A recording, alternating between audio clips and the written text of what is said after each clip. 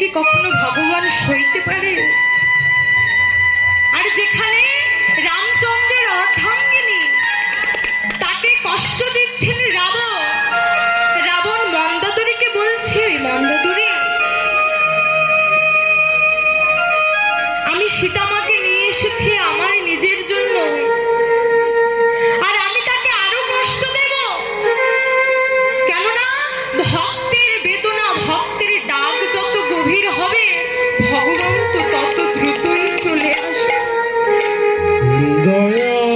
তাই আমি সীতামাকে কষ্টের পরে কষ্ট দেব। মন্দাদরী অঝরে কাঁদছে আর বলছে, স্বামী তুমি কি বলছো? রাবণ বলছে, মন্দাদরী দাঁড়াও, তুমি কাঁদছো কেন? কেন আমি কাঁদবো না? তুমি এভাবে সীতামাকে কষ্ট দিচ্ছ, আমি কাঁদবো না? এই দৃশ্য আমার আর সহ্য হচ্ছে না। রাবণ বললেন, মন্দাদরী শোনো, তুমি এভাবে কেঁদো না। কেন কাঁদবো না? কেন কাঁদবে না জানো? ভেবে দেখো, আমার এই লঙ্কা পুরীতে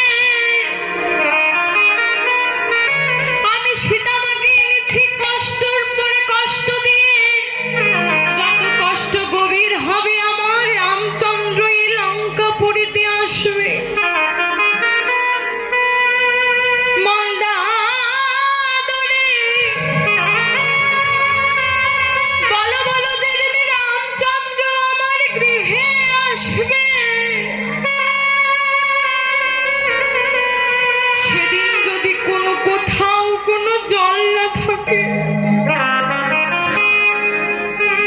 সেদিন যদি সাগরে জল ফুরিয়ে যায়, মন্দাদরী তুমি যে এখন কেঁদে কেঁদে চোখের জলগুলোকে নষ্ট করছো, আমার প্রভু যেদিন এই লঙ্কা